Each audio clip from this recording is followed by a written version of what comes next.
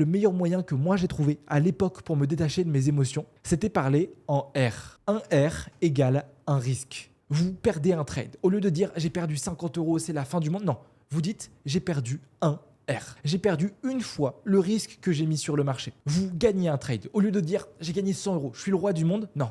Vous dites j'ai gagné 2 R. J'ai gagné 2 fois le risque que j'ai mis sur le marché. En faisant ça, on va avoir un esprit beaucoup plus mathématique et raisonné. Et c'est comme ça que moi, j'ai pu doubler, tripler, quadrupler certains de mes petits comptes de trading et passer de gains de dizaines d'euros à plusieurs milliers d'euros. Et j'insiste vraiment sur ça.